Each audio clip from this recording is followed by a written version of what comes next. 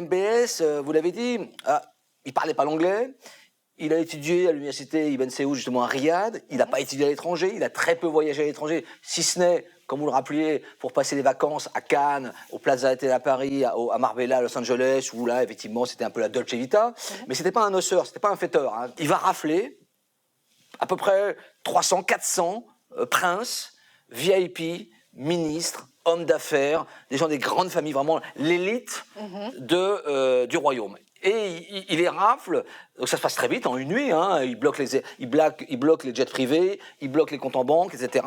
Et donc tous ces princes, ces VIP sont amenés au fameux hôtel, le Ritz-Carlton, qui est un énorme palace dans Riyad, qui va être un peu leur prison dorée. Et l'idée, c'est politiquement, éliminer leurs rivaux, et deux, récupérer de l'argent. Les Saoudiens ne savaient pas que les Turcs avaient sonorisé tout le consulat, et donc ils ont eu la bande complète de ce qui s'est passé. Hein. Et ce qui s'est passé, c'est un assassinat ignoble, c'est-à-dire que le type a été tout de suite attrapé, coupé à la scie, donc d'où... Il y avait déjà, en l'occurrence, un médecin qui était là avec sa scie. C'est des sicaires, c'est un groupe de tueurs, voilà. Et puis il a probablement été dissous à la soude, c'est pour ça qu'on n'a pas retrouvé le corps. J'ai tué quelqu'un, ça a choqué le monde entier. Et maintenant, je suis reçu avec le tapis rouge partout. Voilà. Ça me monte un peu la tête. Donc, le gars, en plus, il a les plus grandes réserves de pétrole au monde. Hein. Il est courtisé par tout le monde. Les Chinois, les Indiens, les Russes, les Français, les Européens, les Américains.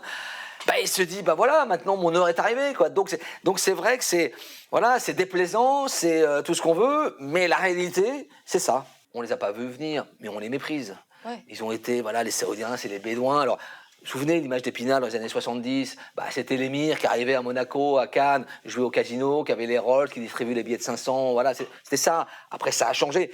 Là, il faut dire, il y a une nouvelle Arabie, mais c'est pas simplement l'Arabie Saoudite, c'est dans le Golfe.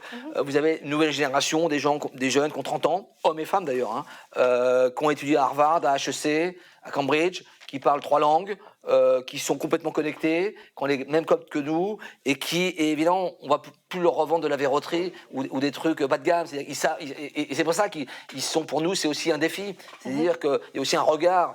Et alors, c'est pour ça que le bouquin ouvre un peu les yeux. C'est-à-dire que l'Arabie a changé. C'est-à-dire que rendez-vous compte qu'on n'est plus autant, effectivement, la Java et du chameau. Quoi, là, c'est fini, ça.